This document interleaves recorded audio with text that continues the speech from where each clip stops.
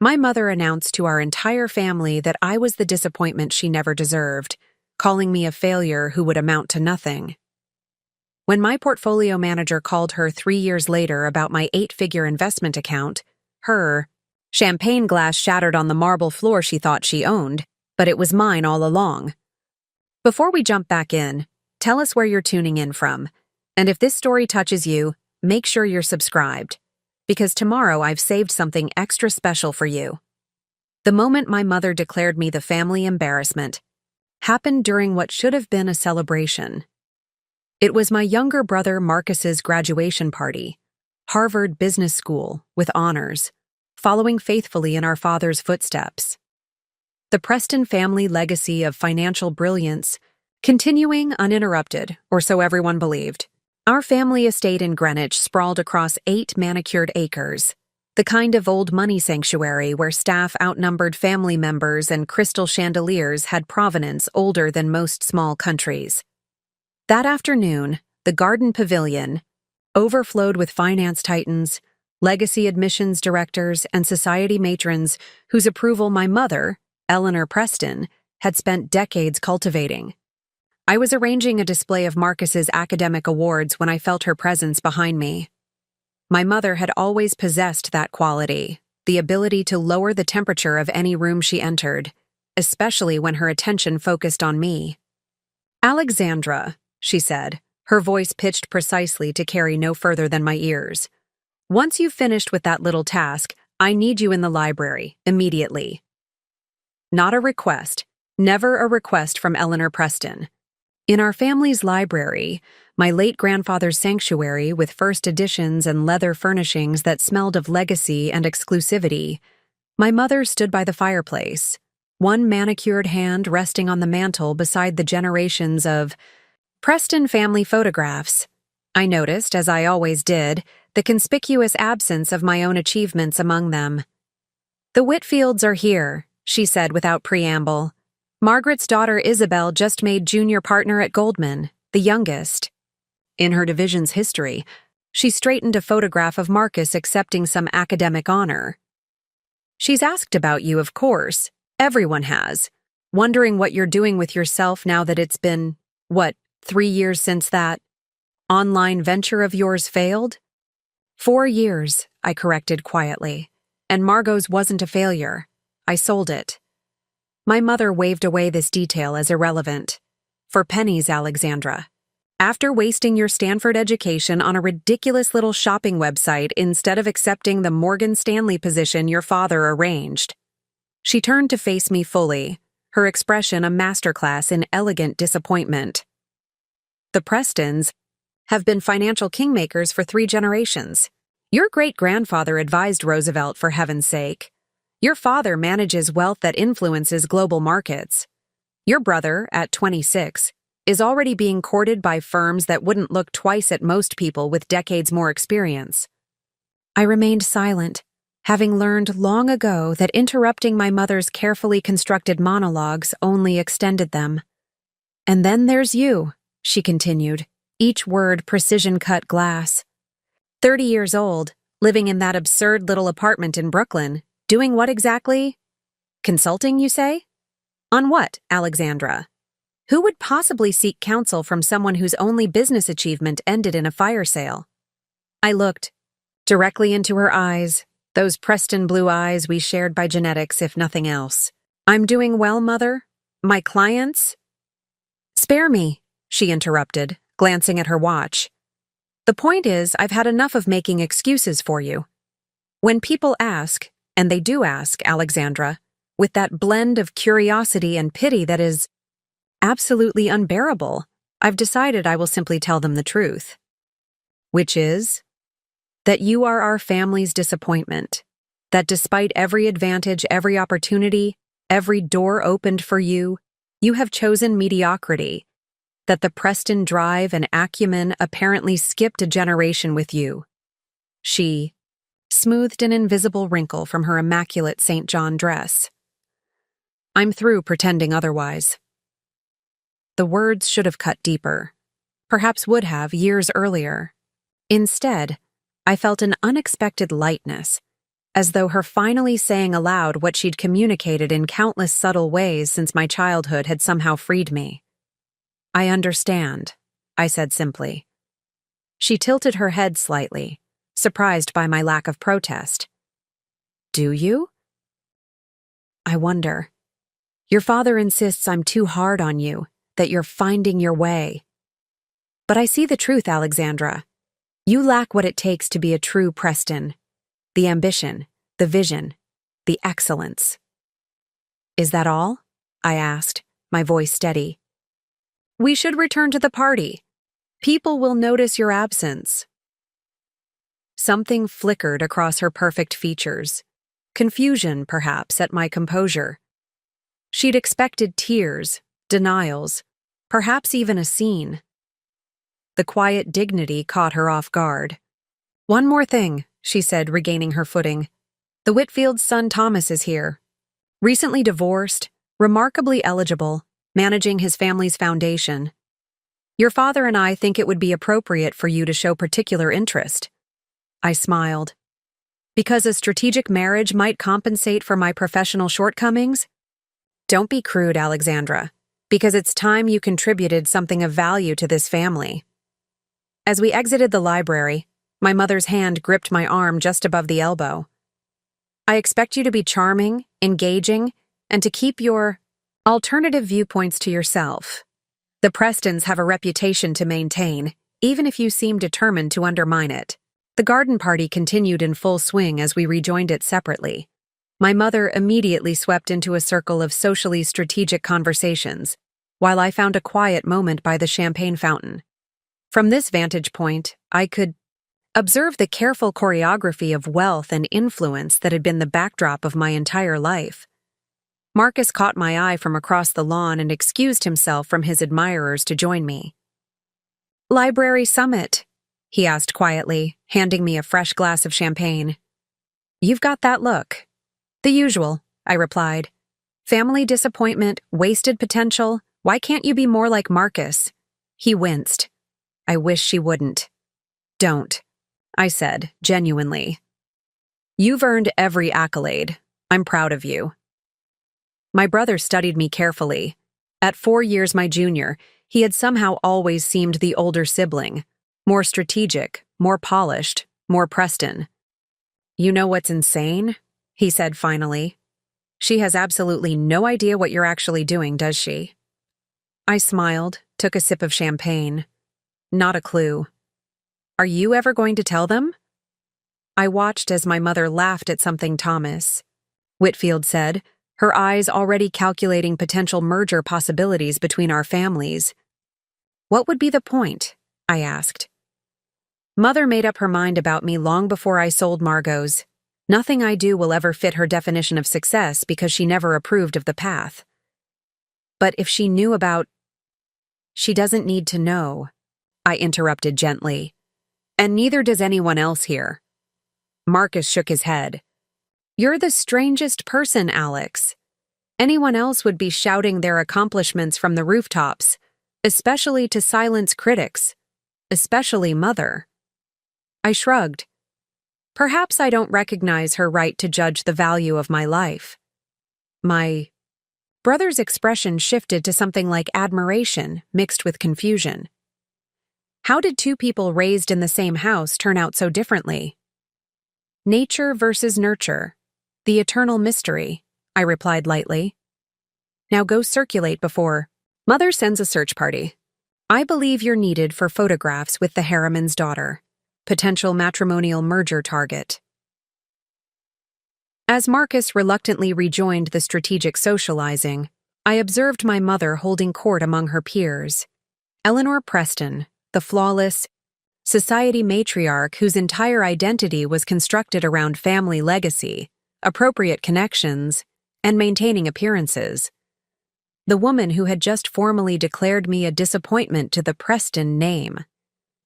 What she didn't know, what none of them knew, was that while they'd been measuring my worth against their narrowly defined metrics of success, I had been building something entirely different, something that would have shattered their understanding of achievement, of influence, of power. But that revelation would come later. And when it did, it wouldn't arrive as a desperate plea for validation or recognition. When the truth finally emerged about exactly who Alexandra Preston had become, it would arrive precisely when I chose, not because I needed their approval, but because they would need mine. I took another sip of champagne and allowed myself a small private smile. Let my mother tell everyone I was the family disappointment. The opinion of people who had never truly seen me had long ago ceased to determine my worth. 3 days after my mother's declaration, I sat in my absurd little apartment in Brooklyn, as she called it, a converted industrial loft in Dumbo with floor-to-ceiling windows overlooking the Manhattan skyline. The space was minimalist by design. Rather than necessity, its carefully selected furnishings each carrying significance beyond their aesthetic value. A far cry from the cluttered opulence of the Preston estate, where pedigree trumped purpose in every decorating decision. My phone buzzed with an incoming call. Eliza Kim, my chief investment strategist, and one of the few people who knew the key, full scope of what I'd built since walking away from the path my parents had prescribed. The Singapore acquisition just cleared final regulatory approval, she said without preamble when I answered. We can announce next week. And the valuation? Better than projected. They're desperate to access our technology platform before their competitors. Our stake will increase to 62% of total holdings. I made a note in my leather-bound journal, the only paper record I maintained, a habit that had earned me gentle mockery from my tech-forward team. And the Preston Group holdings? Still unaware they're about to lose exclusive access to the Asian markets they've been cultivating for the last decade. I could hear the smile in Eliza's voice. Your father's firm has built their entire emerging market strategy on infrastructure that will be under our control within 30 days. They'll adapt, I said, feeling a curious blend of professional satisfaction and personal conflict. The Preston Group has survived market shifts for generations. Not like this one, Eliza countered. Alex, when are you going to tell them?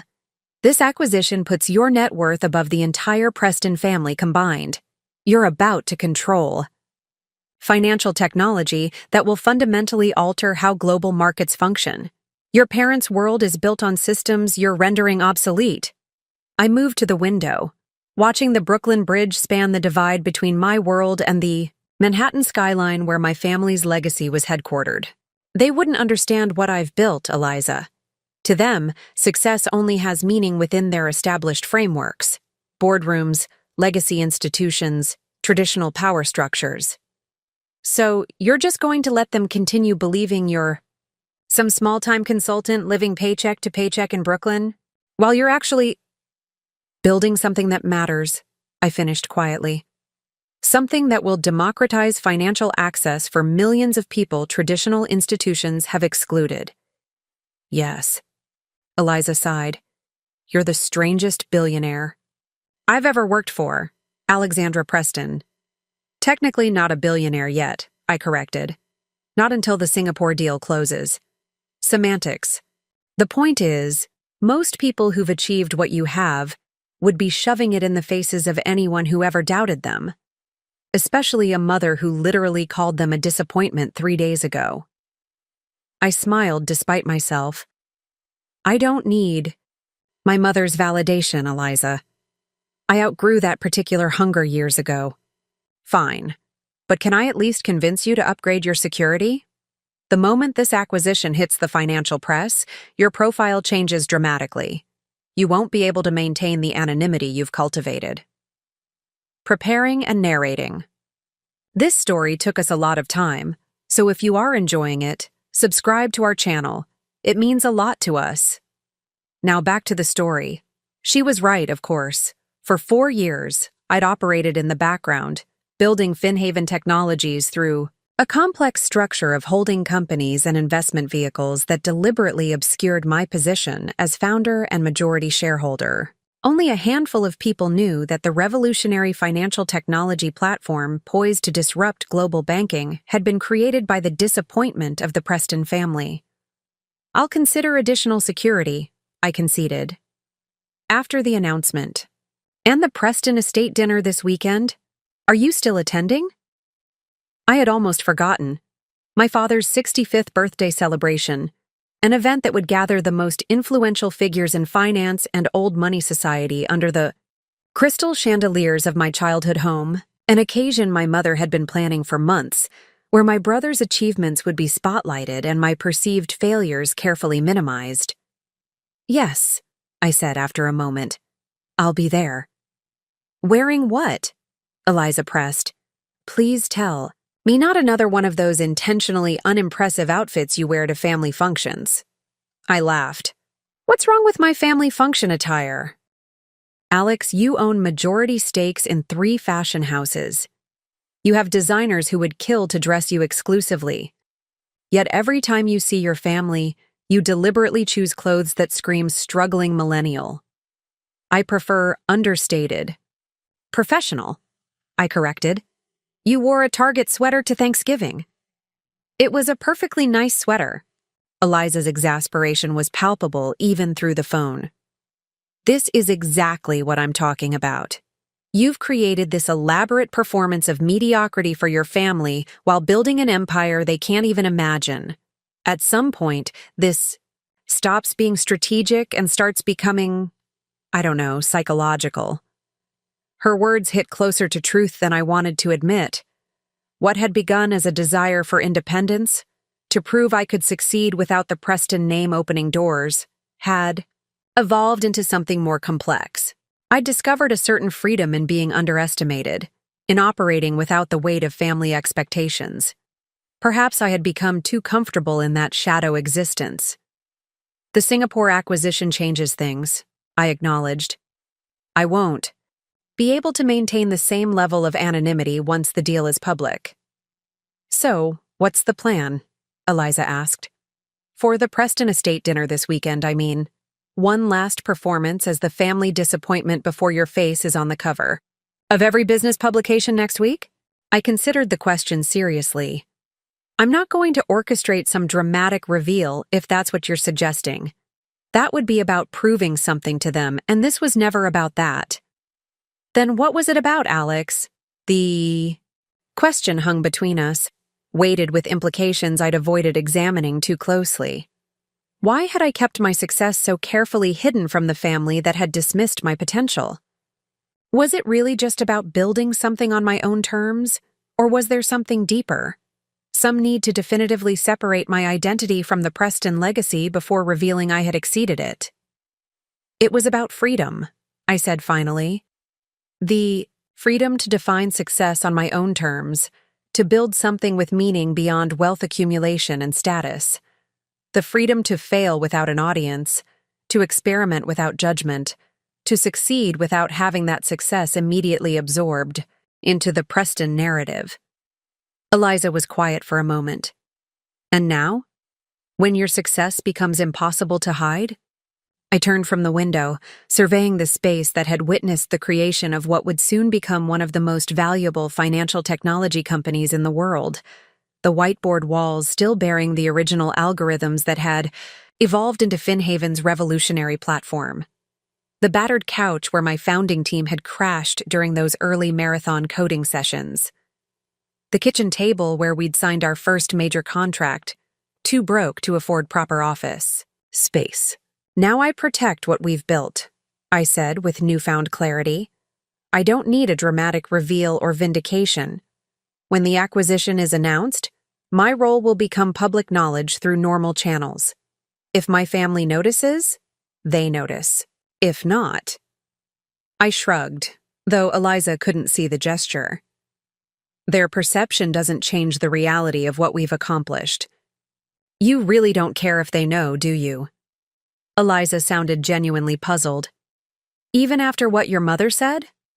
"I care about the work," I replied simply.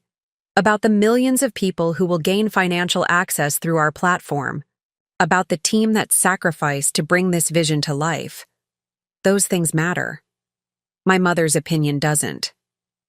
After finishing the call, I opened my laptop to review the final acquisition documents. The numbers were staggering even to me. 9 figures becoming 10 with a single transaction. Market projections that would make traditional banking executives lose sleep. A technology platform poised to render obsolete the very systems through which families like mine had concentrated wealth for generations. My phone buzzed with a text from my brother. Mother asking if you need car service for Sat dinner. Told her you'd arrange your own. Don't forget 7 p.m. sharp. Black tie, speech prep for Dad underway. You've been allocated 2 men in program. Sorry. I smiled at Marcus's apologetic tone. Even as the golden child, he recognized the inequity in our treatment. 2 minutes to acknowledge a lifetime of our father's influence, while Marcus would undoubtedly deliver the evening's keynote tribute. I texted back, all set with transportation. Will arrive 6:45 to help with anything needed. Tell Mother not to worry about my remarks. I'll keep them appropriately brief. Setting down the phone, I returned to the acquisition documents with renewed focus. In less than a week, the financial world would be introduced to Alexandra Preston, not as the disappointment of a legacy family, but as the architect of its future. Not through dramatic confrontation or petty vindication, but through the undeniable evidence of what I had built while they were busy measuring my worth by outdated standards. The Preston name had opened doors for generations through the financial systems of the past. But the future belonged to those who could create the new systems, and I had spent 4 years building the skeleton key. The headquarters of Finhaven Technologies occupied the top 3 floors of a renovated industrial building in Chelsea, far from the traditional financial district where the Preston Group's gleaming skyscraper had dominated the Manhattan skyline for generations. I had chosen this location deliberately when we outgrew the Brooklyn loft, wanting a space that represented our ethos. Innovation built on solid foundations, transparency married with security, traditional strength reimagined for a new era. The morning before my father's birthday celebration, I arrived early for the final pre-announcement briefing with our executive team. The security guard at the desk greeted me with a simple nod. No special treatment, no recognition that the unassuming woman in jeans and a blazer owned the building and everything in it. I had established this culture intentionally, creating an environment where ideas outranked titles and impact mattered more than status. In the main conference room, 8 people awaited me. My core team, brilliant minds I had carefully recruited, not from prestigious financial institutions, but from unexpected corners of innovation. Eliza Kim, my chief strategist, had been a quantitative analyst at a boutique firm before developing an algorithm that caught my attention. Xavier Moreno, our chief technology officer, had dropped out of MIT to build financial inclusion tools for immigrant communities. Layla Washington, our head of global markets, had left a promising career at the Federal Reserve to help shape a system she believed could create more equitable access to capital. These were the people who had believed in my vision when it existed only as mathematical models and ambitious frameworks, who had worked beside me through 3 pivots and countless setbacks, who had never once questioned my leadership despite my deliberate separation from the Preston name and the doors it could have opened. Singapore regulators signed off at 3 a.m. our time, Layla announced as I took my seat at the table. All clearances are complete. We can formally announce Monday as planned. The financial press has been receiving mysterious tips about a major disruption in global banking infrastructure, Xavier added with a slight smile. Bloomberg has 3 reporters dedicated to uncovering who's behind it. And what have they found?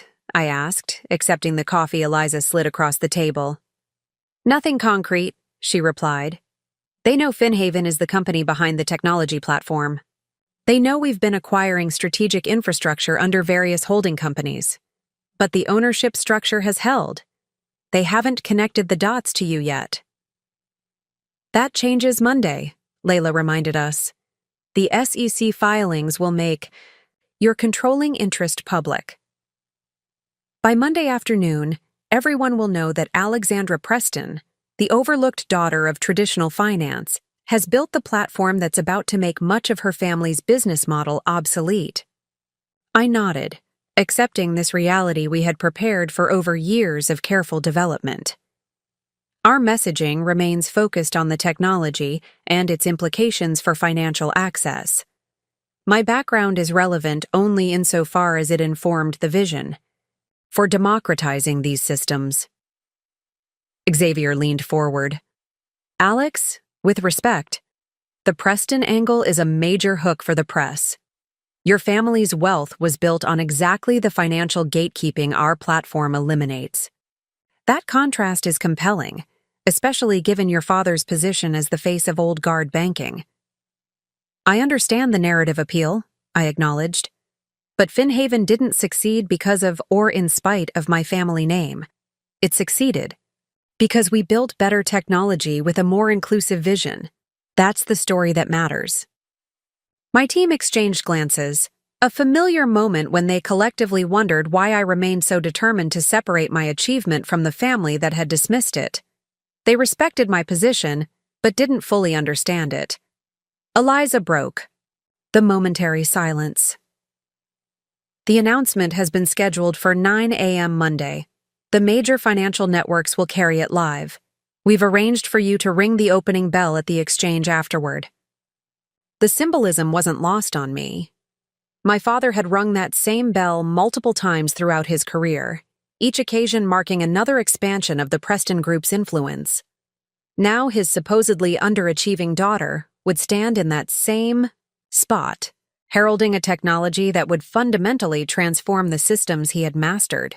The Preston Group will be notified along with other major financial institutions at 8 a.m. Monday, Layla continued.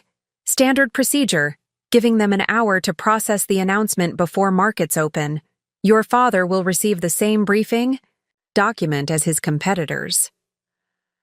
Unless you want to call him before, Xavier suggested carefully. Give him some advance warning about what's coming. I considered this option briefly before shaking my head. No. The Preston Group receives the same information as everyone else. No special treatment, no early access. That's been our policy from the beginning. And the dinner tomorrow night? Eliza asked, her tone deliberately casual. The timing is interesting. You'll be celebrating your father's legacy approximately 36 hours before announcing the platform that will transform it. The room grew quiet. My team understood the personal complexity underlying our professional achievement. They had witnessed my careful separation from the Preston name, my deliberate choice to succeed on terms my family would never have approved. They recognized tomorrow night's event for what it was. Perhaps the final moment when the old narrative about Alexandra Preston, family disappointment, would remain unchallenged. Tomorrow night is about my father, I said firmly. Not about Finhaven, not about the announcement, and certainly not about using either as some form of vindication. Layla studied me with the frank assessment that made her such a valuable executive. You've spent 4 years building something revolutionary while your family believed you were floundering. You've created more wealth and influence than the combined Preston legacy while being treated as its greatest disappointment. And you're telling us that when you sit at that dinner tomorrow night, knowing what Monday will bring, you won't feel any satisfaction in their impending realization that they completely misjudged you? I met her gaze steadily. Their misjudgment was never the motivation, Layla. It was merely the freedom. Being underestimated gave me room to work without the weight of the Preston expectations. For that, I'm actually grateful. That's remarkably zen, Xavier observed with raised eyebrows. I smiled. Not zen, strategic. The energy most people waste seeking validation or nursing resentment, we channeled into building something transformative. That's why we're here, announcing this platform, while companies with far more resources are scrambling to catch up. The meeting continued with operational details for the announcement, additional security protocols, media response strategies, market reaction contingencies. My team was exceptionally prepared, having anticipated this moment through years of careful development. When we adjourned, Eliza remained behind as the others filed out. "You didn't answer Layla's question," she noted once we were alone. "Not really." "About whether I'll feel satisfaction?" She nodded. I considered the question more deeply. What I feel about Monday isn't about vindication. It's about confirmation of a principle I've staked my work on, that new systems will inevitably replace old ones, that inclusivity creates more robust markets than exclusivity, that the future belongs to those who design it rather than those who defend the past. "And the fact that your family represents those defending the past?" "Is incidental," I replied. "Meaningful to me personally, perhaps, but irrelevant to what we've built." Eliza studied me with the perceptiveness that had made her my most trusted advisor. "You know what I think? I think your greatest achievement isn't Finhaven. It's your liberation from needing your family's approval. That's what made everything else possible." Her observation struck closer to truth than I had allowed myself to acknowledge. The journey from seeking the Preston validation to recognizing its irrelevance had been the true transformation. Finhaven had emerged from that freedom, the clarity that came from defining success on my own terms rather than achieving predetermined markers on someone else's path. "Maybe you're right," I conceded. "So what will you wear to this dinner?" she asked, returning to her persistent concern with my deliberate downplaying of my success. I laughed. "I haven't decided."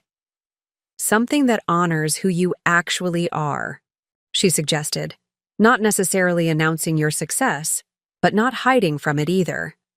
She hesitated before adding, "Alex, whatever happens Monday, tomorrow night is the last time you'll experience your family dynamics the way they've always been. Once the announcement goes public, everything changes. How they see you, how you relate to them, how the world positions you in relation to the Preston legacy." "I know," I said quietly. "So maybe." She continued carefully.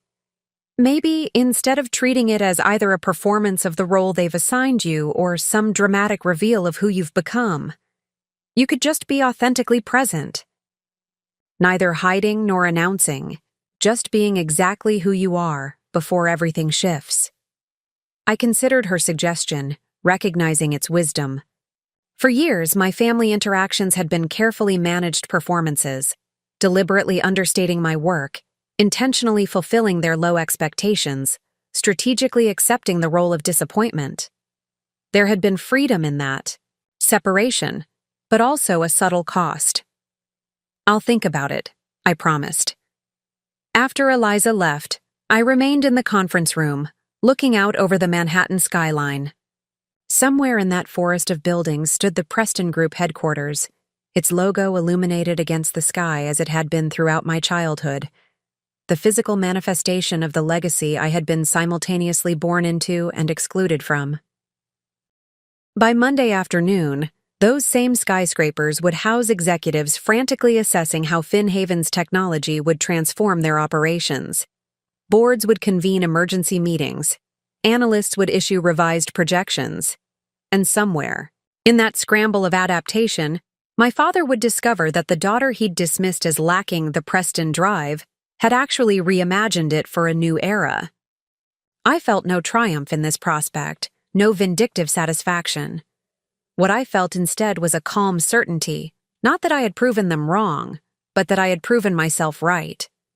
The vision they couldn't understand had manifested despite their doubts, not to refute them, but because it needed to exist. As I gathered my things to leave, I received a text from my mother. "Please arrive promptly at 7 tomorrow. Appropriate attire expected. The Whitfields will be seated at your table. Thomas. Specifically requested your company." I smiled at this familiar attempt at matchmaking, this persistent belief that my value lay in strategic alignment with another family dynasty. After Monday, such arrangements would take on an entirely different dimension. Less a rescue of the disappointing daughter and more a calculated alliance with the woman who had transformed modern finance. But that was Monday. Tomorrow night, for the last time, I would enter the Preston estate as they had always seen me. Not as performance or pretense, but as Eliza had suggested, authentically present in the final hours before everything changed. The evening of my father's 65th birthday celebration arrived with the kind of perfect early autumn weather that seemed specifically arranged for Preston family occasions. As my car approached the estate's wrought iron gates, I felt a curious sense of calm, a stark contrast to the nervous anticipation that had typically accompanied my returns to this place in recent years. I had taken Eliza's advice regarding my appearance, choosing neither the intentionally understated attire of previous family functions nor anything that overtly signaled my success. Instead, I wore a simple but impeccably tailored black dress from a young designer whose company I had quietly funded, paired with a single piece of jewelry, my grandmother's vintage emerald pendant. The only Preston heirloom I had ever connected with, given to me on my 16th birthday before my perceived divergence from family expectations. The estate looked exactly as it always had, sprawling Georgian architecture illuminated by strategic lighting that enhanced its imposing symmetry, manicured grounds that required a full-time staff of 8 to maintain, imported gravel on the circular driveway that crunched satisfyingly beneath tires and designer heels. The familiar setting for countless Preston celebrations, each meticulously orchestrated to reinforce the family mythology of uninterrupted excellence and influence. As I stepped from the car, I noticed my brother waiting on the front steps, an unexpected gesture that spoke to Marcus's increasing efforts to bridge the gap our mother seemed determined to widen. "You're early," he said, greeting me with a genuine hug. "And you look different." "Different how?" I asked, curious about his perception. He studied me thoughtfully. "More present somehow. Less like you're trying to disappear." He offered his arm as we climbed the limestone steps. "Fair warning, Mother has seated you between Thomas Whitfield and Senator Harrington's son. The matchmaking has reached strategic new heights." I laughed. "Still determined to secure the Preston legacy through advantageous marriage?" "More than ever," Marcus confirmed, "though I'm not sure why she's so fixated on it for you when I'm the one whose continued bachelorhood actively distresses her."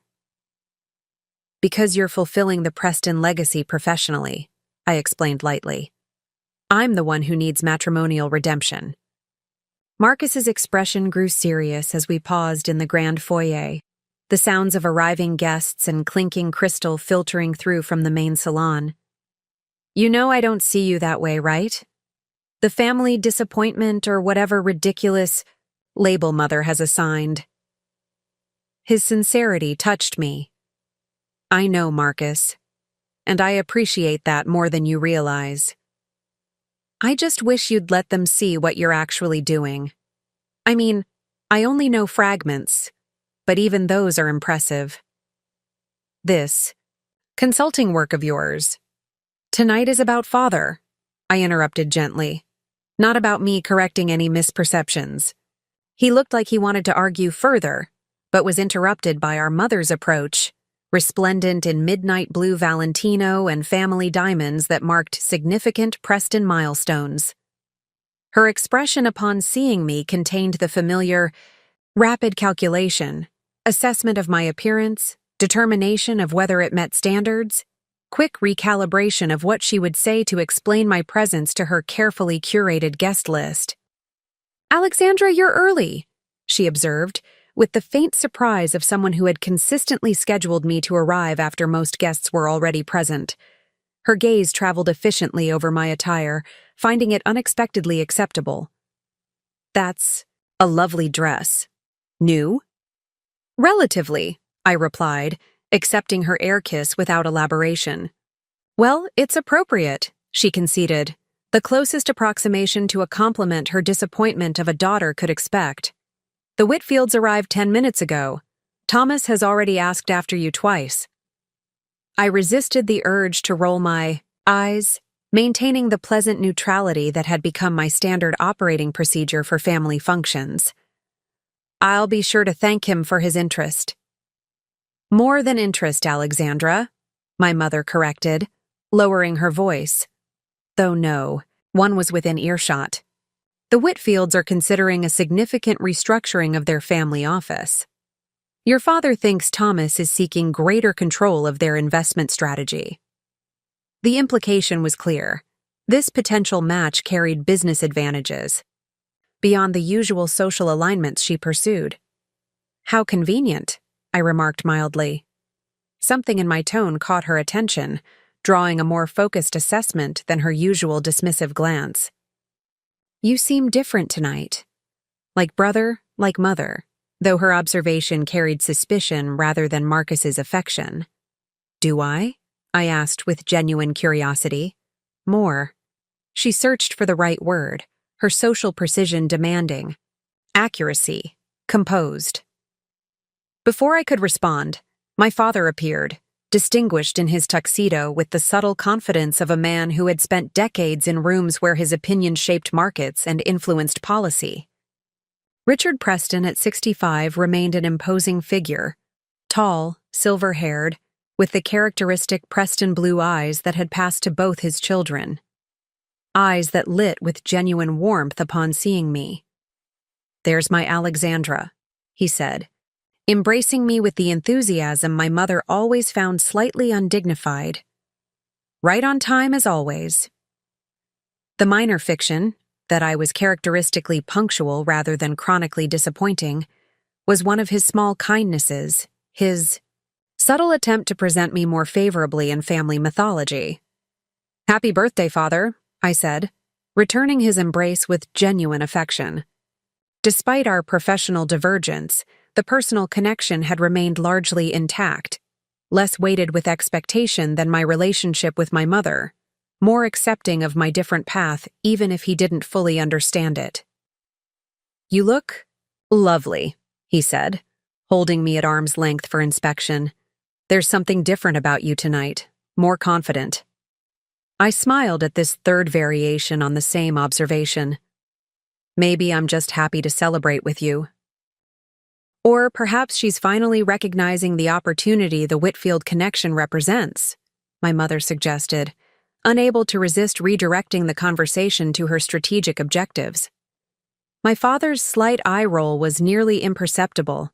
Private communication between us acknowledging, but not directly challenging Eleanor's matchmaking agenda. Whatever the reason, I'm glad to have both my children here. He offered each of us an arm. Shall we join our guests? I believe your mother has scheduled my entrance for precisely this moment. As we moved toward the Grand Salon, where nearly 200 of the financial elite had gathered to celebrate my father's legacy, I felt a strange confluence of worlds. The Preston universe I had strategically distanced myself from colliding with the reality of what awaited on Monday morning. For perhaps the last time, I would navigate this environment as Alexandra Preston, family disappointment and professional underachiever, rather than as the architect of financial disruption poised to transform her father's industry. The evening proceeded with the precisely choreographed elegance that characterized all Preston functions. Cocktails flowing seamlessly into dinner, conversations strategically facilitated to strengthen key alliances, every element from floral arrangements to musical selections carefully curated to reinforce the family's impeccable taste and influence. I was indeed seated between Thomas Whitfield and Harrison Harrington, eligible bachelors from families whose connections would benefit the Preston portfolio in specific ways my mother had undoubtedly mapped out in detail. I engaged with them, pleasantly, neither encouraging nor discouraging their obvious interest, maintaining the careful balance I had perfected at countless similar events. Your mother mentioned you're doing some sort of consulting work, Thomas said as the first course was served, his tone suggesting both curiosity and slight condescension. Something in the tech sector? Financial technology, yes, I confirmed simply. Fascinating field, he remarked with the confidence of someone who had read a few headlines but maintained a safe distance from actual innovation. The Whitfield Group has been considering some strategic investments in that area. Perhaps you could share your insights sometime. Nothing too technical, of course, just the general trends. I smiled, knowing that by Monday afternoon, the Whitfield Group would be frantically convening emergency meetings about the very technology I had developed. I'd be happy to discuss general trends, though the technical details are where the real transformation lies. Of course, he agreed quickly, clearly relieved I hadn't launched into explanations beyond his comprehension. Though, at the end of the day, these new platforms will need traditional financial infrastructure to scale properly. That's where families like ours provide the essential foundation. The irony of his statement, articulated mere days before FinHaven, would announce technology specifically designed to circumvent that traditional infrastructure, was not lost on me. But I merely nodded, allowing him to elaborate on his outdated understanding, while Harrison Harrington awaited his turn to impress the supposedly underachieving Preston daughter with his recent yacht purchase. From across the table, my mother watched these interactions with approving attention, clearly pleased that I was fulfilling my designated role as attentive audience to men she deemed worthy potential partners. What she couldn't possibly know was that both the Whitfield and Harrington family offices had unknowingly invested in FinHaven subsidiaries through blind funding structures, effectively financing the very disruption that would challenge their traditional business models. As dinner progressed toward the inevitable speeches celebrating my father's contributions to global finance, I found myself increasingly aware of the parallel realities I was navigating. The surface performance of the dutiful if disappointing daughter, alongside my private knowledge of Monday's impending revelation. Not with vindictive anticipation, but with a clear-eyed recognition that these carefully maintained social and financial hierarchies were about to experience significant realignment. When the time came for family tributes, Marcus delivered his expected eloquent testament to our father's mentorship and vision. His speech highlighted the Preston legacy of financial leadership, emphasizing continuity and the values that had positioned the family at the center of American capitalism for generations. The gathered guests nodded appreciatively, recognizing their shared commitment to preserving these established systems of influence and wealth. When my turn came, the obligatory 2 minutes my mother had allocated, I approached the microphone with a calm centeredness that felt significantly different from the tense performances of previous family functions. My father, I began, meeting his gaze across the room, taught me that true leadership isn't about maintaining systems that already work for you. It's about creating systems that work for everyone. I paused, watching my father's slight smile at this characterization, one that highlighted an aspect of his philosophy that his peers often overlooked in favor of his market achievements.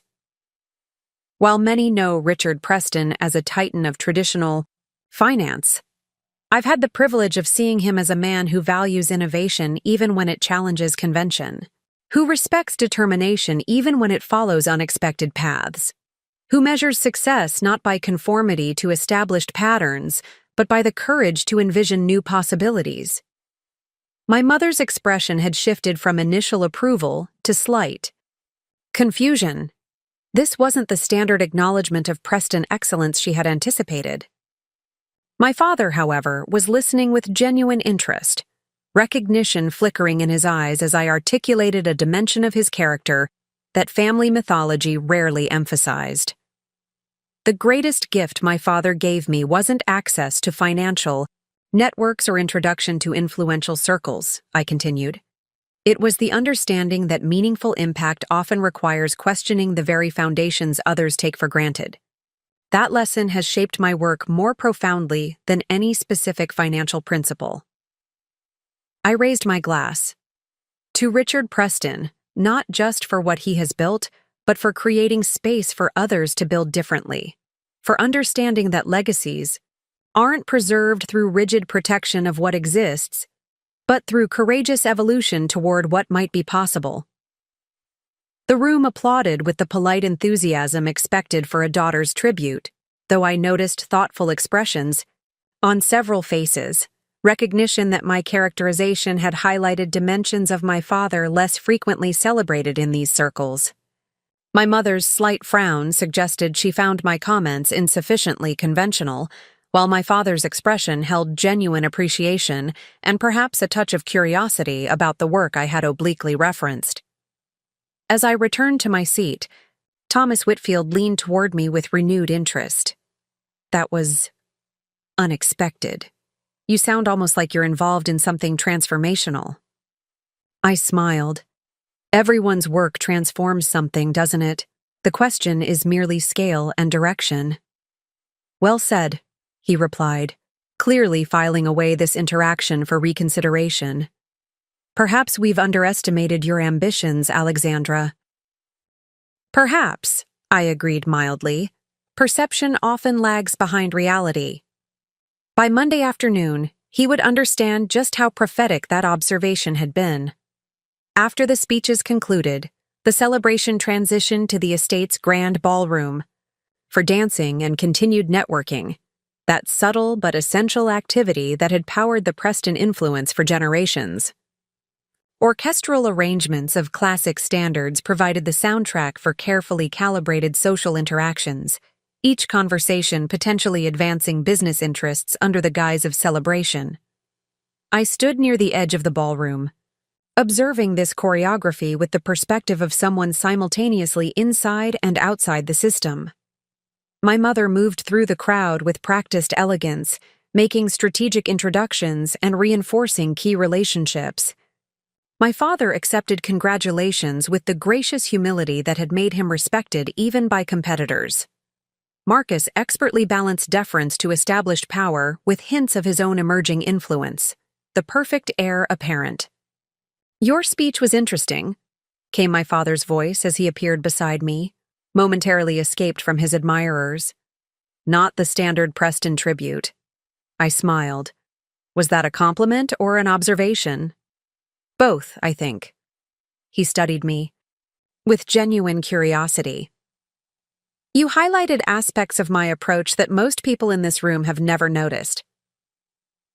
Perhaps because they see what they expect to see, I suggested.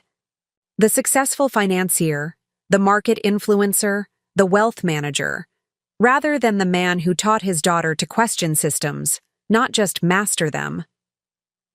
My father considered this assessment, sipping his scotch contemplatively.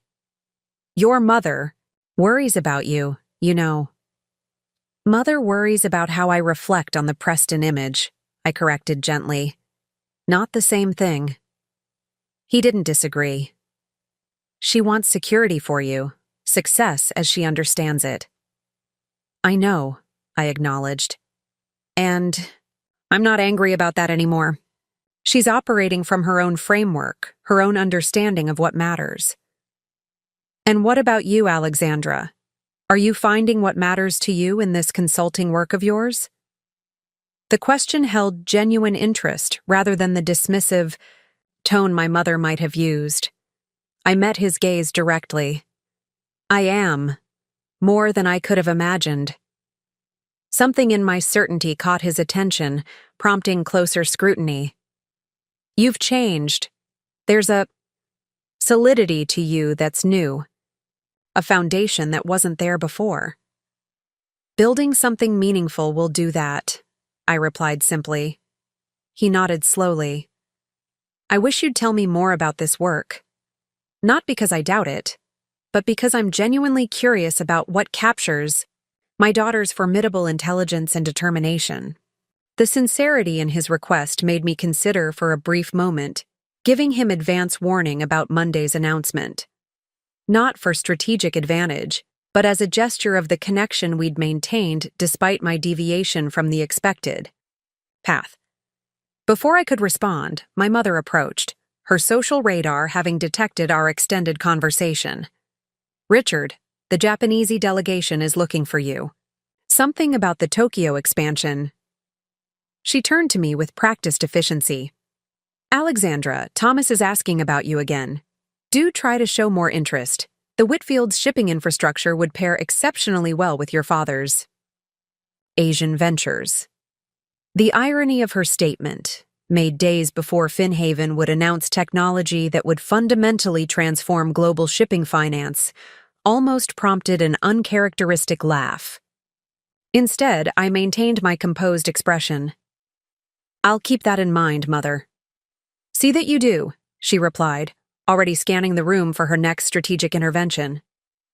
Opportunities like Thomas don't present themselves indefinitely, particularly for someone with your unconventional career choices.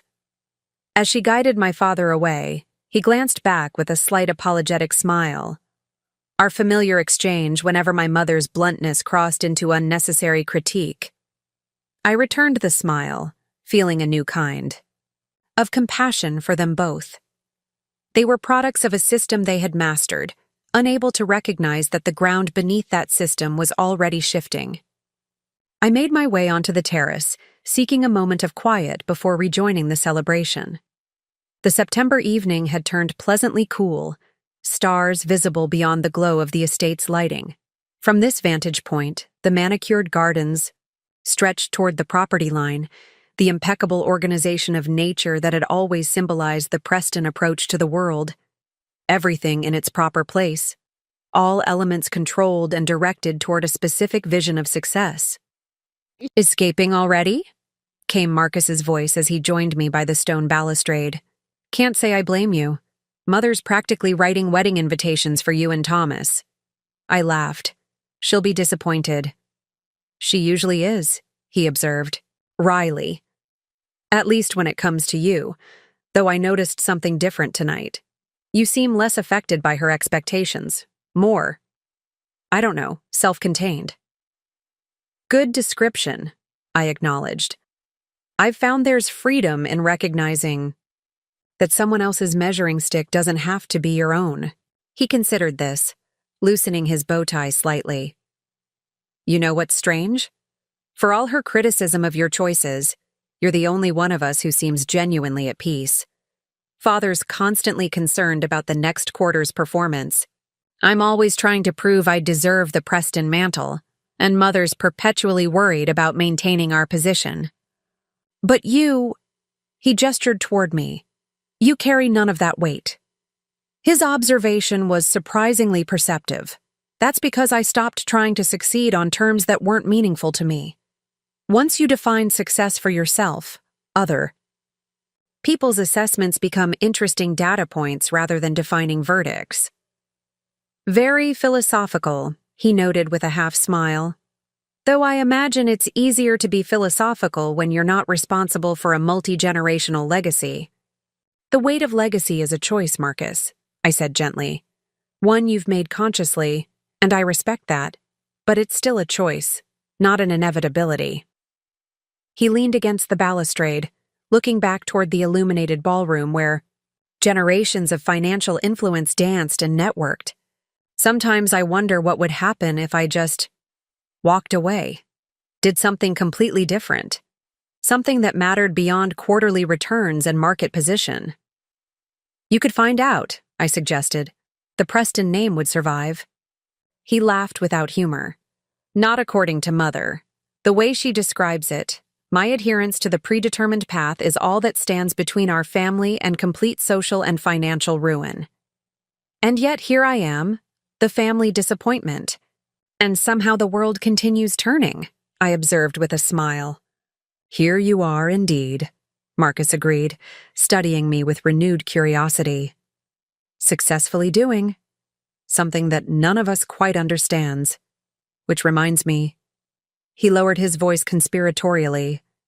I heard Harrison Harrington's father complaining about a mysterious financial technology platform that's causing massive concern among traditional banks.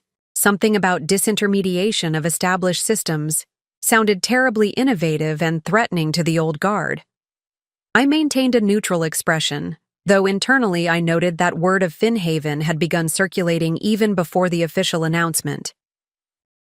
The financial world is always evolving. Innovation is inevitable. Marcus murmured, watching me carefully. The interesting part was when he mentioned rumors that a major announcement was coming Monday. Something that would fundamentally realign market infrastructure, whatever that means. Sounds dramatic, I remarked mildly. It does, he agreed, still studying my face. Almost as dramatic as my brilliant sister who supposedly failed in business now advising on cutting-edge financial technology while saying cryptic things about defining success on her own terms. I met his gaze with a small smile. Perception and reality often operate on different timelines, Marcus. He shook his head slowly, a dawning realization in his expression. It's you, isn't it? Whatever's coming Monday, you're connected to it somehow. Instead of answering directly, I asked, do you remember when we were children and Father would take us to the office on weekends? How you would immediately go to his desk and start organizing his papers, while I would wander around, asking questions about why the systems worked the way they did? He nodded. You drove the executive team crazy, always asking why they couldn't do things differently. That curiosity never went away, I said simply. I just found different places to apply it.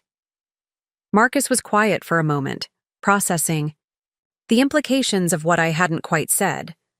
Whatever it is you've built, Alex, is it good? I mean, does it matter beyond disruption for disruption's sake? The question touched me with its sincerity. Beneath the polished Preston air was still my younger brother, concerned with more than market position. It matters, I assured him. It makes financial systems more accessible to people who have been systematically excluded. It reduces artificial friction that benefits institutions at the expense of individuals. It creates more transparent pathways for capital to reach innovation. That sounds... He hesitated, searching for the right word. Important. It is, I confirmed.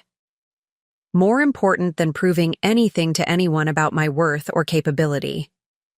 He nodded slowly, then glanced back toward the ballroom. Mother's looking for you, probably for another strategic introduction. I should go back in, I agreed. One last evening of being exactly who they expect me to be. Marcus raised an eyebrow. And after tonight? I smiled. After tonight, expectations will need to adjust to reality rather than the other way around. As we returned to the celebration, I found myself approached not by Thomas Whitfield, but by his father, Charles, the patriarch of the Whitfield fortune and a contemporary of my father's in the financial establishment. Alexandra, he greeted, me with the particular tone reserved for the underachieving offspring of peers. I understand you've been doing some work in financial technology. Consulting, is it? Among other things, I confirmed pleasantly. Fascinating field, he continued, his tone suggesting it was anything but. Though between us, I think there's excessive concern about these so-called disruptive platforms. The financial infrastructure that families like ours have built over generations isn't so easily displaced by algorithms and digital interfaces. I nodded thoughtfully. That's certainly one perspective. The realistic perspective, he corrected with paternal condescension. Banking relationships, capital access, market influence, these are built on trust developed over decades, institutional knowledge passed through generations. No technology, platform can replicate that fundamental human element. Perhaps not replicate, I acknowledged, but possibly reimagine it in more inclusive forms. He waved this away as youthful idealism.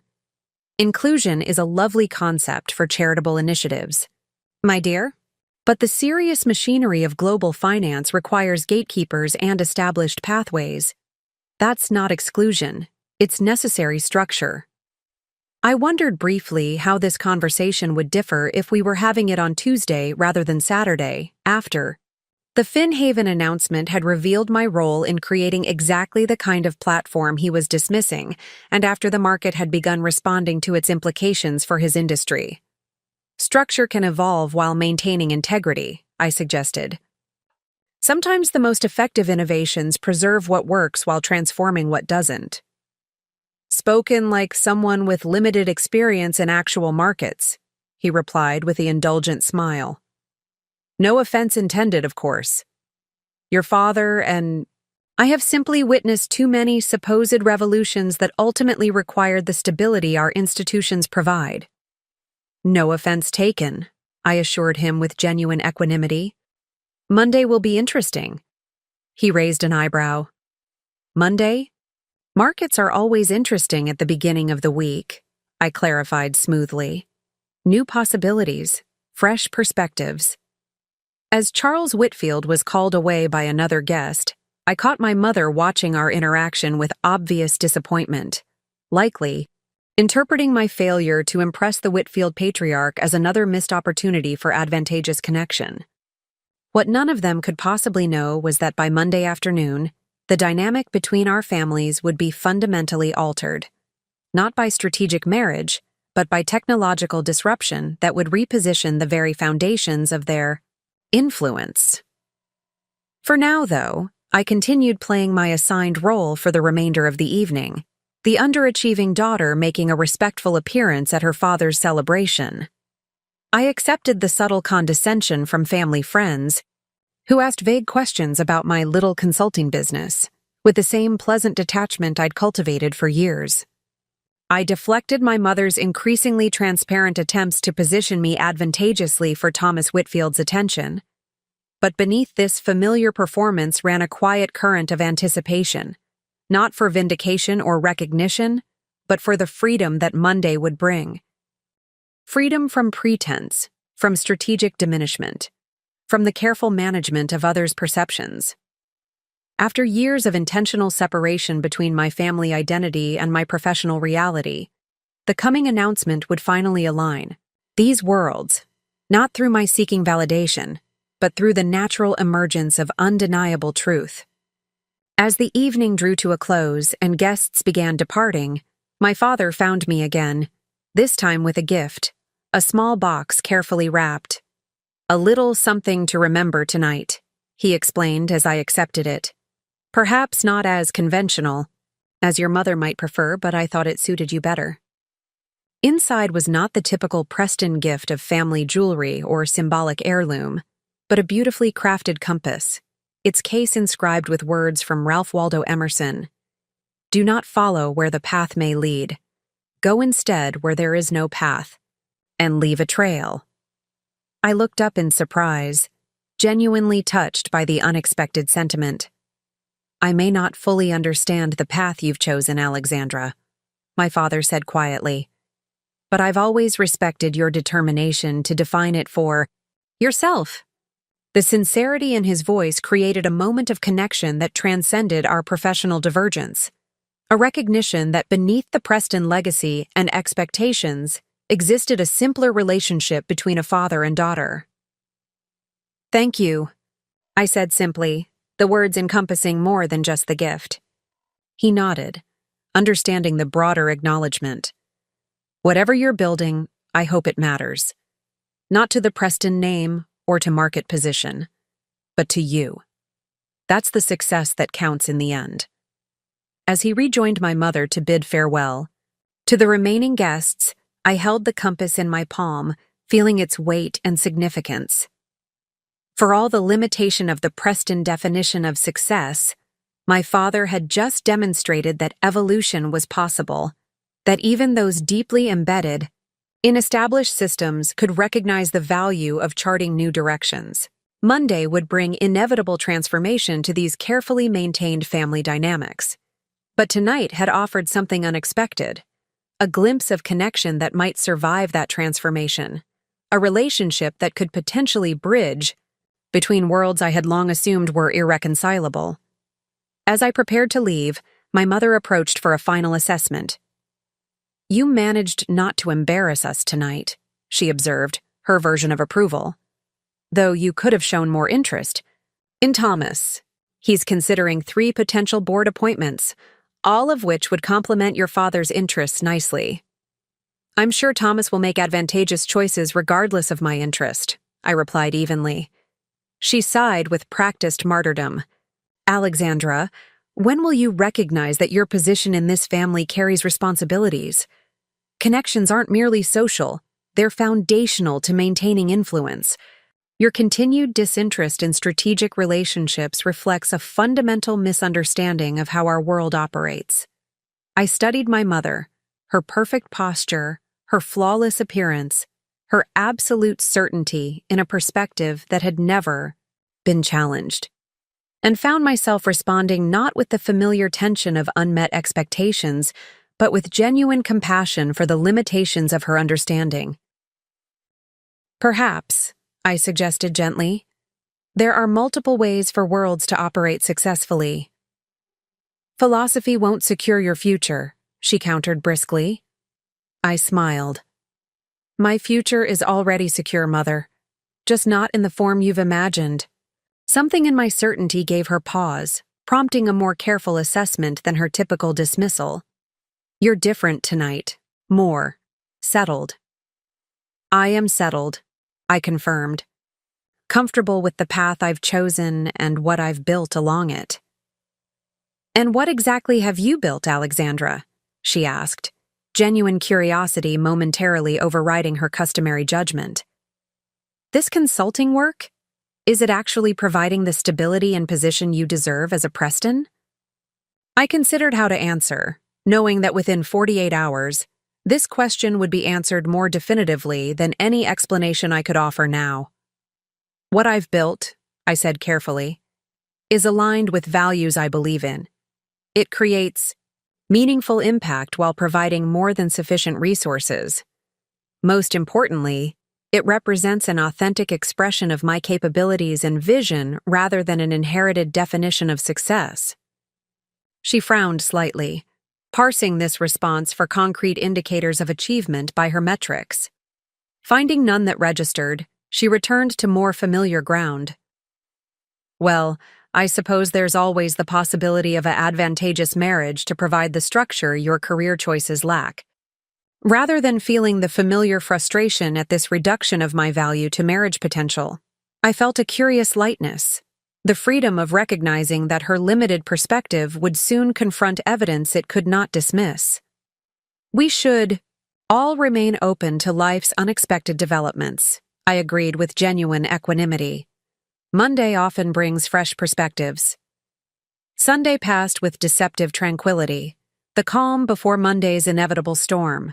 I spent the day reviewing final announcement details with my team via secure video conference, each element meticulously prepared for a revelation that would reshape the financial landscape. By evening, everything was in place for the 9 a.m. announcement. That would connect Alexandra Preston, family disappointment, with E. Wright, financial innovator.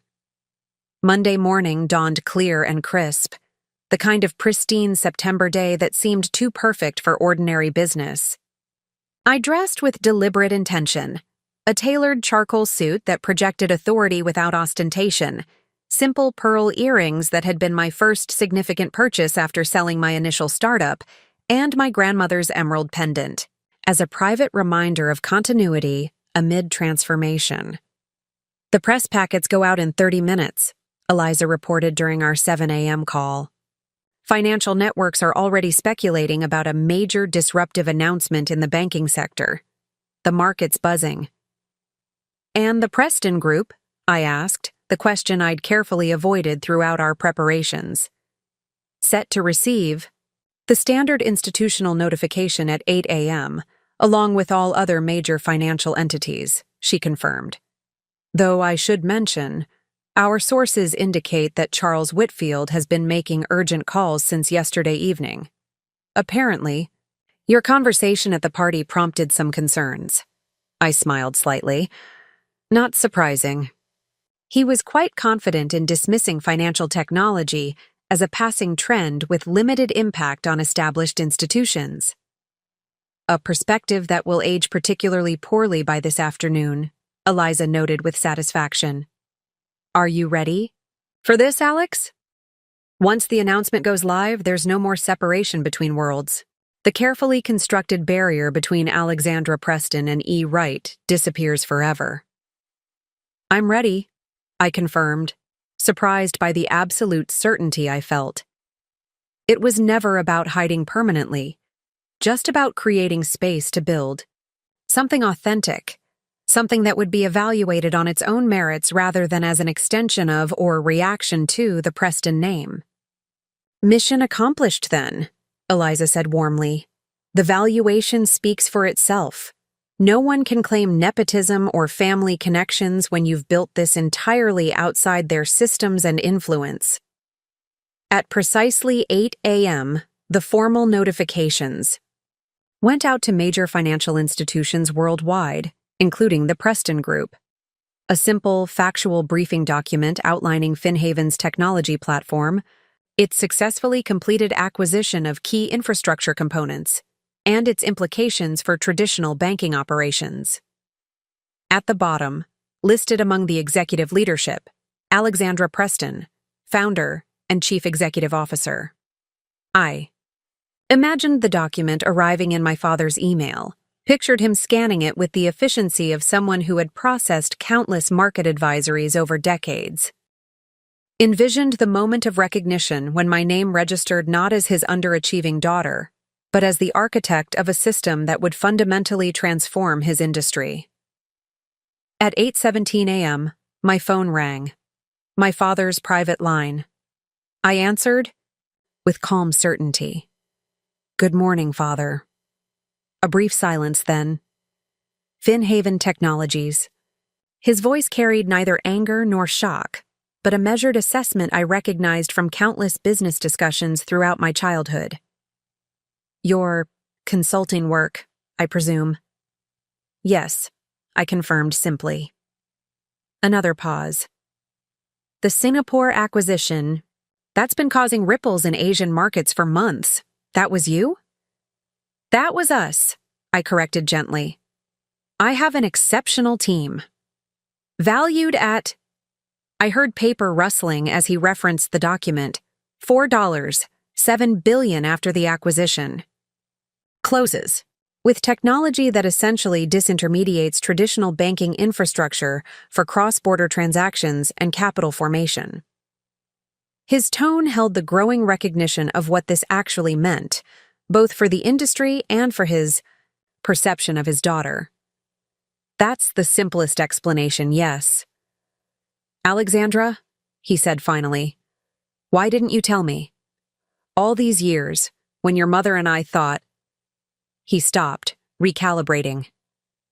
"When we believed you were struggling to find direction." The question was fair, asked without accusation.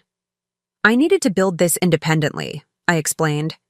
"Not as a Preston venture or with Preston connections. Finhaven's success needed to stand entirely on its own merits, without the distortion of family legacy or influence." "I understand that," he acknowledged, surprising me. "But even after you'd achieved initial success, the Series A funding, the early growth, why maintain the separation?" I considered how to articulate what had evolved from necessary independence to strategic advantage. "Being underestimated created freedom, Father. Operating without scrutiny or external expectations allowed us to develop approaches that might have been dismissed within traditional frameworks. The separation wasn't about rejecting the Preston name. It was about creating space for innovation that existing systems couldn't envision." His thoughtful silence suggested he was processing this perspective with genuine consideration.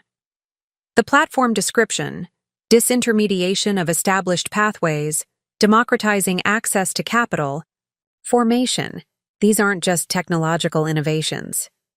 They're philosophical challenges to how our industry has operated for generations. "Yes," I confirmed. "The technology enables the philosophy, but the philosophy drives the technology. Financial systems shouldn't concentrate opportunity based on existing advantage. They should expand it based on genuine value creation." Another pause, longer this time. Then, with genuine curiosity, "Does it work?" Not just technically, but practically? Can these systems actually deliver the access and efficiency they promise without sacrificing necessary controls? The question revealed why my father had maintained respect throughout an industry often characterized by self-interest and short-term thinking. Unlike many of his peers, he remained genuinely interested in whether new approaches might legitimately improve existing systems, not just in defending those systems against change. It works, I assured him. We've run parallel implementations alongside traditional structures for 18 months. The results are compelling enough that even conventional institutions will need to adapt, rather than resist. Including the Preston Group, he observed, the reality of his position in this transformation becoming clearer. Including the Preston Group, I confirmed gently. Though your existing relationships and expertise remain valuable, they just need to operate within evolved systems. He was quiet again, and I could almost see him at his desk in the Preston Group headquarters, the familiar skyline visible through floor-to-ceiling windows, processing how fundamentally the ground beneath that view was shifting. Your mother is going to find this challenging, he said finally, with masterful understatement that prompted a genuine laugh from me. I imagine she will, I agreed, though perhaps not for the reasons one might expect. Oh? Mother's primary concern has always been the Preston position and influence, I explained. Finhaven doesn't diminish that. It transforms it. The question is whether she can recognize influence in new forms rather than clinging to old definitions. A question for all of us in this industry, my father acknowledged thoughtfully. Alexandra. He hesitated, then continued with uncharacteristic uncertainty. I'm not entirely sure what the appropriate response is here. As your father, I'm... Proud seems an insufficient word for what you've built. As the head of a financial institution whose operations your technology will fundamentally disrupt, I'm admittedly concerned. As someone who has spent a lifetime believing in certain structures that you're now challenging, I'm reconsidering assumptions I've held as foundational. His honesty touched me deeply, the willingness to acknowledge complexity rather than retreat into defensive certainty. All of those responses make sense, I assured him. This isn't about personal victory or institutional defeat. It's about necessary evolution. The financial world doesn't need to discard everything that came before, just adapt to what comes next. What comes next? He repeated thoughtfully. Alexandra, before the official announcement, may I ask one question as your father rather than as Richard Preston of the Preston Group? Of course. Are you happy?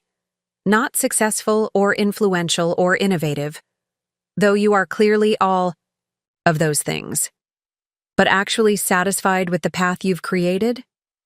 The question revealed what ultimately mattered to him beyond market position or family legacy. And I could answer with complete honesty. Yes.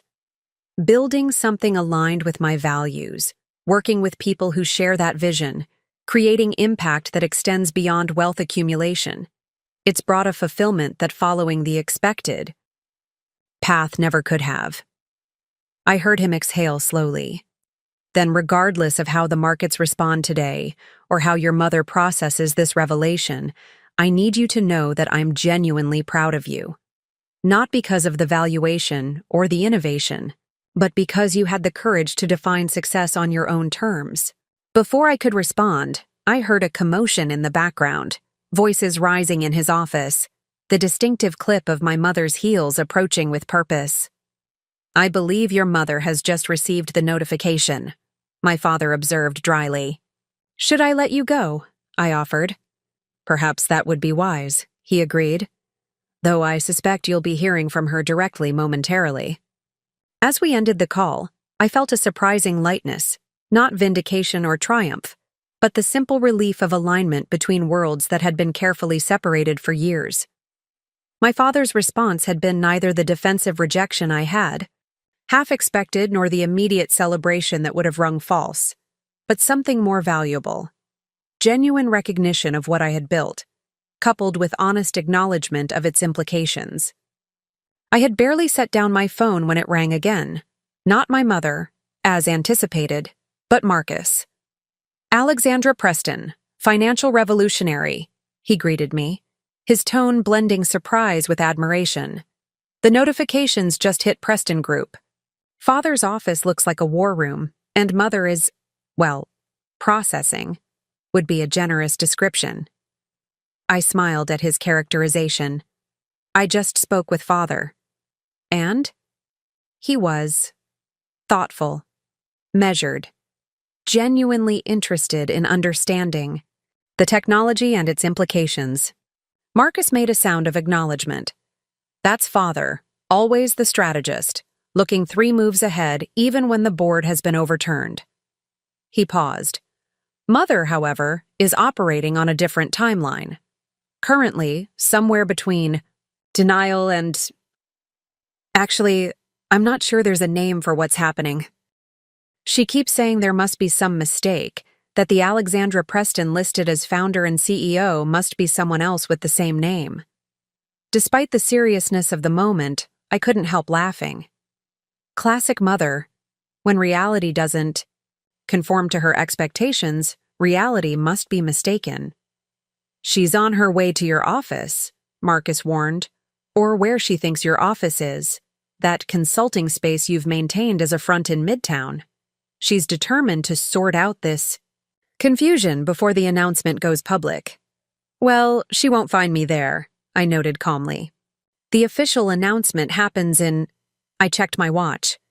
23 minutes from Finhaven headquarters in Chelsea, followed by the opening bell ceremony at the exchange. Marcus whistled low. "You're ringing the opening bell? That's..." Significant. "Symbolic," I corrected. "A recognition that financial systems are entering a new phase." "A phase you're leading," he observed. "Alex, all these years when mother was dismissing your work, and I was feeling guilty about following the Preston path while you supposedly struggled, you were building something revolutionary." "I wasn't struggling," I assured him. "I was just building differently than expected." "Does Finhaven have a position for a reformed traditional finance guy?" he asked, surprising me. "Someone who knows the old systems intimately but is increasingly convinced they need transformation." The question suggested that the revelation wasn't just changing how my family perceived me, but potentially how Marcus viewed his own path. "We're always looking for people who understand both where finance has been and where it needs to go," I replied carefully. "Though I'd want you to be certain about your motivations. Working at Finhaven wouldn't be about rejecting the Preston legacy, it would be about evolving it." "I've been questioning my path for longer than you realize," he admitted. "Not the work itself, but the narrowness of its impact. What you said last night about legacy being a choice, not an inevitability, it resonated more than you know." Before I could respond, my phone signaled another incoming call. My mother this time, her name flashing on the screen with an urgency that seemed to transcend the digital interface. "Mother is calling," I told Marcus. "Wish me luck." "You don't need luck," he replied with newfound respect. "You've already won. She just doesn't know it yet." I switched calls, answering with composed neutrality. "Good morning, Mother." Alexandra," she began, her voice tightly controlled. "There appears to be some bizarre confusion happening at your father's office. Something about a technology company with a preposterous valuation and someone using your name as its founder. I'm on my way to your office to address this before it becomes an embarrassing situation for the family." The fact that she could interpret the situation only as identity theft rather than actual achievement revealed the depth of her certainty that I was incapable of significant success. In the past, this dismissal might have stung. Now, it merely highlighted how completely perception could diverge from reality when filtered through rigid expectations. "There's no confusion, Mother," I replied calmly. "Finhaven Technologies is my company. I founded it 4 years ago after selling Margot's, the failed venture, as you've called it. though the sale actually provided the seed funding for what became Finhaven. Silence. Then, that's not possible. Not probable by your assessment, I corrected gently, but entirely possible, as the documentation you've received confirms. But I could almost see her struggling to integrate this information. With her established narrative, you've been working as a consultant, living in Brooklyn, disconnected from the proper financial circles. I've been building a financial technology platform that now facilitates transactions for institutions across 17 countries, I clarified. Living in a property I own, outright in Dumbo, and creating new financial circles rather than seeking admission to existing ones. The silence extended, punctuated only by what sounded like her car coming to a stop, presumably outside the decoy office she believed I occupied. $4.7 billion, she finally said, the figure apparently the only concrete detail she could grasp from the dissolution of her certainties. After the Singapore acquisition closes this morning, yes, I confirmed. Though the valuation was never the objective, the systemic transformation is what matters.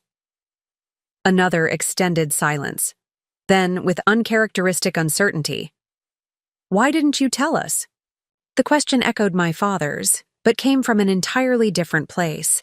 Less about understanding my reasoning and more about processing what this revelation meant for her carefully constructed narrative about her disappointing daughter. I needed to build Finhaven independently, I explained, without the Preston influence or connections creating distortions in how it was perceived and developed. But after it became successful, she pressed, why maintain the pretense? Why allow me, to believe you were underachieving when you were actually... She couldn't quite articulate the scale of her misperception. It wasn't about deception, I assured her. It was about creating space for authentic development. And perhaps, I added with gentle honesty, about recognizing that your assessment of my worth wasn't something I needed to correct. Your perception of me was yours to maintain or reconsider. The silence that followed suggested she was confronting not just the reality of my success, but the deeper implication that her judgment had become irrelevant to my sense of achievement, that I had built something significant without seeking her approval or validation. The announcement, she said finally, her voice regaining some of its customary precision. It's happening soon? 9 o'clock, I confirmed, followed by the opening bell ceremony at the exchange. You're ringing the opening bell, she repeated, the symbolic weight of this tradition clearly registering. She had attended numerous such ceremonies beside my father over decades, each marking significant moments in the Preston Group's expansion. Now, her supposedly underachieving daughter would stand in that same spot, representing not an extension of the Preston legacy, but a transformation of the systems that had defined it. Yes, I confirmed simply. Another pause, then with renewed determination. We should be there. Your father and I. The family should present a united front for an achievement of this magnitude. The request revealed how quickly she was pivoting, from dismissing my capability to recognizing the advantage of association, from questioning the possibility of my success to positioning it within the Preston narrative. Classic Eleanor Preston. Adaptation. Recalibrating to maintain position even as the ground shifted beneath her carefully arranged world. This isn't about the Preston United Front, I replied gently but firmly. Finhaven succeeded because it operated independently from established systems, including family legacy. The announcement needs to maintain that clarity. But surely, she began, then stopped, perhaps recognizing the fundamental shift in dynamic between us. I was no longer the daughter seeking approval or acceptance into the Preston definition of success. I had created my own definition and manifested it so substantially that the traditional power structure between us had been irrevocably altered. I understand, she said finally, the words clearly unfamiliar and uncomfortable. Will you at least allow us to acknowledge the achievement appropriately? Perhaps a dinner at the estate once the announcement has been properly managed. I smiled at this characteristic attempt to regain control through social orchestration. We can discuss appropriate acknowledgement later. Right now, I need to focus on the announcement and its immediate implications for the markets. Of course, she agreed with unexpected deference. Alexandra. She hesitated, then continued with uncharacteristic uncertainty. I may have misunderstood certain aspects of your professional development. Coming from Eleanor Preston, this was the equivalent of a full apology and admission of error, a seismic shift in her carefully maintained certainty about my limitations.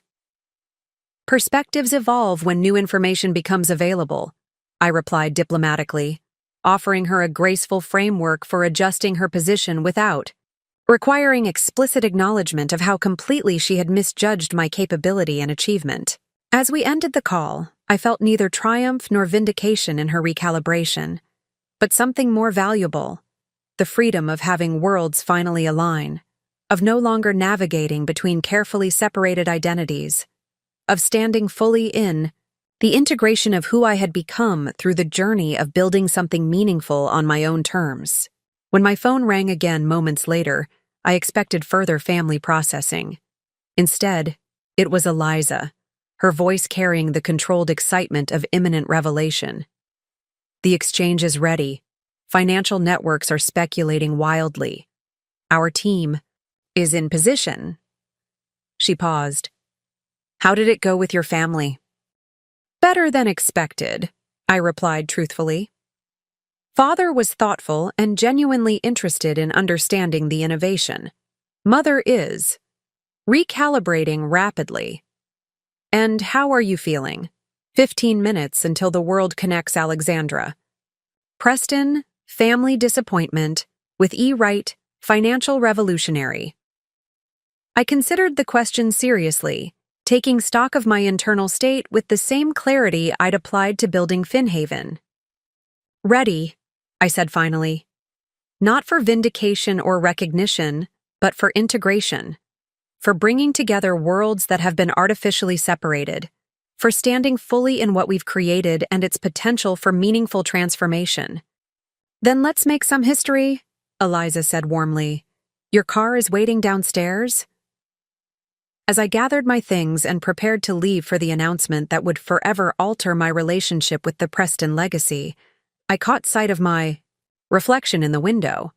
Not the carefully diminished version of myself I had presented at family functions, nor the strategically separated identity I had maintained professionally, but the integrated reality of who I had become through the journey of defining success on my own terms. Alexandra Preston, who had transformed limitation into opportunity, who had converted underestimation into strategic advantage, who had built something meaningful not despite rejection, but because of the freedom it provided to envision possibilities beyond conventional understanding. The woman who would soon stand at the center of the financial world, not because she had embraced the Preston legacy, but because she had reimagined what legacy truly meant. The transformation from private achievement to public recognition happened with breathtaking speed. At precisely 9 a.m., the coordinated announcement of Finhaven's Singapore acquisition and revolutionary financial platform hit every major business network simultaneously. Financial analysts who had been speculating about mysterious market disruption suddenly had concrete details, not just about the technology that would transform global banking infrastructure, but about its creator. Finhaven Technologies, the financial platform valued at $7 billion after this morning's Singapore acquisition, was founded by Alexandra Preston, the CNBC anchor announced, her professional composure momentarily slipping as she processed the significance. Yes, that Alexandra Preston, daughter of Richard Preston, chairman of the Preston Group, one of the traditional banking institutions whose business model Finhaven's technology directly challenges. The car television displayed real-time market Reactions as we moved through Manhattan toward the exchange. Financial stocks experiencing immediate pressure. Technology indices rising sharply. Analysts scrambling to reconcile previously dismissed disruptive threats with the sudden revelation that they had materialized not from some unknown startup, but from within the family lineage of financial royalty. The implications are seismic, a Bloomberg analyst explained to viewers. FinHaven's platform essentially bypasses traditional banking gatekeepers for cross-border capital formation and transaction settlement. But perhaps more significant is who created it. Alexandra Preston has effectively reimagined the very systems her family helped establish over generations. As we neared the exchange, my phone lit up with messages from industry leaders, venture capitalists, former doubters, and curious connections, all suddenly discovering that the underachieving Preston daughter had been quietly building one of the most valuable financial technology platforms in the world. Thomas Whitfield's message stood out among them. Alexandra, I owe you a profound apology for my presumptions Saturday evening. My father has called an emergency board meeting to discuss FinHaven's implications for our shipping finance operations. Would value your insights when time permits. The shift in tone from condescending potential suitor to respectful industry peer captured the fundamental realignment triggered by the morning's revelation. Contexts that had been artificially separated were now colliding, creating new possibilities for engagement beyond inherited expectations. Eliza met me at the exchange entrance, her typically composed demeanor brightened by satisfaction. Financial Twitter is imploding, she reported as we moved through security. Half the traditional banking analysts are scrambling to explain how they missed this development, and the other half are trying to downplay the implications while simultaneously advising clients to adapt immediately. And the Preston Group? I asked, the question I had been carefully avoiding. Down 7% in pre-market trading, she confirmed. Though, interestingly, they've already issued a statement acknowledging FinHaven's innovation and signaling openness to strategics. Adaptation. Your father moves quickly. This proactive response didn't surprise me. Richard Preston had maintained his position through decades of market evolution by recognizing shifts early and adapting strategically rather than resisting defensively. While many of his peers would spend today in denial or dismissal, he was already positioning the Preston Group for integration with the new reality. The exchange trading floor buzzed with unusual energy. Financial markets thrived on information advantages and structural certainties, and FinHaven had just disrupted both. As I was escorted toward the balcony overlooking the trading floor, I noticed the gathered financial press studying me with intense curiosity, trying to reconcile the composed woman in a tailored suit with both the revolutionary financial platform and the supposedly disappointing Preston daughter they'd occasionally glimpsed at industry events. 2 minutes to the opening bell, a floor director advised, positioning me near the ceremonial button that would officially open the day's trading, a day that would fundamentally transform the industry my family had helped shape for generations. Nervous? Eliza asked quietly, standing beside me as cameras positioned for the live broadcast that would be viewed in financial centers worldwide. Centered, I corrected. This moment isn't about personal validation or family narrative. It's about introducing systems that can make finance more accessible and transparent for millions of people. That purpose transcends any individual recognition. She nodded, understanding as always that my motivation had never been proving critics wrong, but creating something that mattered beyond conventional metrics of success. As the final countdown began, I surveyed the trading floor below, the physical manifestation of financial systems that had operated with remarkable consistency for decades, systems that FinHaven would now help transform not through destruction, but through evolution.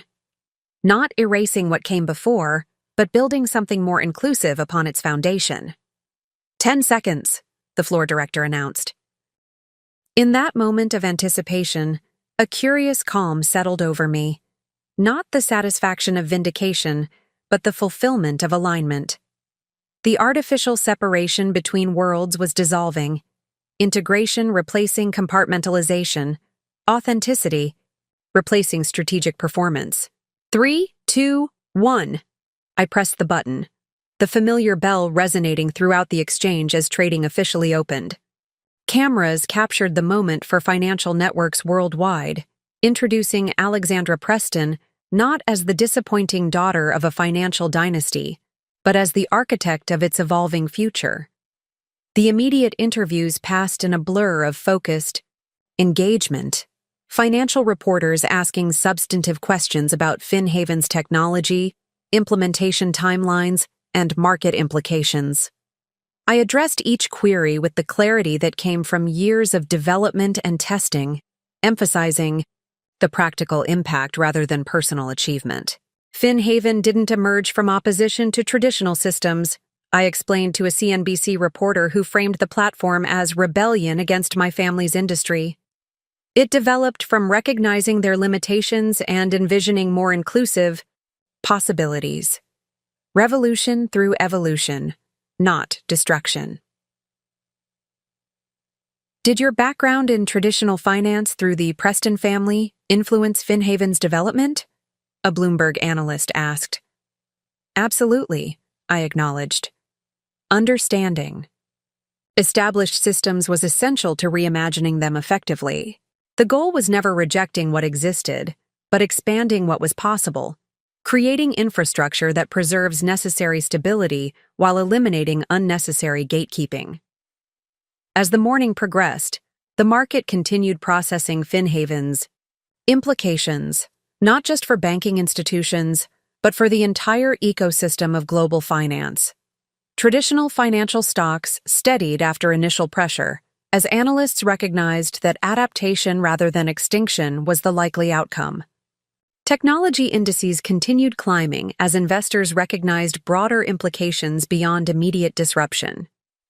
By midday, the Preston Group had stabilized, down only 3%, significantly outperforming competitors who lacked my father's strategic adaptability.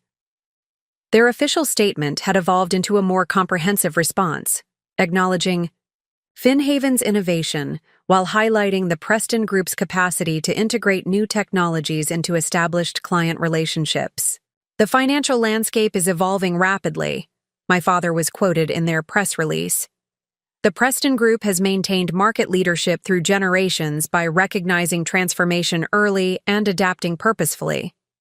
We view FinHaven's technology as an opportunity to enhance our client services rather than a challenge to our fundamental value proposition. The statement revealed his exceptional strategic agility, reframing potential disruption as opportunity, positioning the Preston Group not as defender of outdated systems, but as evolved interpreter between established relationships and new technologies. This adaptability had always been his greatest strength, the quality that had maintained the Preston influence through decades of market evolution. As I returned to FinHaven headquarters after the exchange ceremonies, the office hummed with the focused energy of a team witnessing their years of work finally receiving deserved recognition. Developers who had coded through countless revision cycles, strategists who had mapped implementation pathways across regulatory frameworks, operations specialists who had built infrastructure for scale while maintaining security. The team has something for you, Eliza announced as I entered, the main workspace where everyone had gathered. Xavier stepped forward, holding a simply framed document, the original whiteboard sketch of FinHaven's core architecture from 4 years earlier, preserved digitally before being erased for the next development iteration. We thought today was the right moment to remind you where this started, he explained as he presented the frame. One person with a vision that existing systems could be better, fairer, more accessible. Before the funding rounds, before the acquisitions, before today's valuation and public recognition, just an idea that financial infrastructure should serve more than those who already had access. The gesture touched me deeply. Recognition, not of what FinHaven had become in terms of market valuation or industry influence, but of the foundational purpose that had driven its development from the beginning. The vision that had sustained us through pivots and challenges, through skepticism and limited resources, through the consistent underestimation that had paradoxically created space for innovation. "Thank you," I said, accepting the frame and addressing the gathered team. But this wasn't one person's vision. It was brought to life through your brilliant implementation, your persistent refinement, your commitment to purpose beyond profit. Today's recognition belongs to all of us equally. As the team dispersed to manage the ongoing response to the announcement, Layla approached with her tablet displaying real-time media coverage. "The narrative is evolving interestingly," she observed. "It started as banking heiress disrupts family industry, but it's shifting to something more substantive. Recognition that FinHaven represents necessary evolution rather than mere disruption for disruption's sake." "That's the story that matters," I agreed. "Not personal vindication or family drama, but meaningful transformation of systems that need evolution." "Speaking of family drama," she continued with carefully neutral professionalism, "your mother has called the office 17 times in the past hour. Your executive assistant has been politely explaining that you're unavailable until this afternoon." I smiled at this predictable response. Eleanor Preston would be frantically recalibrating her narrative, determining how to position her daughter's unexpected success within her carefully constructed social framework. "I'll speak with her this evening," I decided, "after markets close and the initial media cycle completes." "Also," Layla added with unusual hesitation, "your brother arrived about 20 minutes ago. He's waiting in the visitor conference room. Said he wanted to see FinHaven in person rather than reading about it in analyst reports." This unexpected development suggested Marcus was processing the revelation with more personal consideration than professional analysis.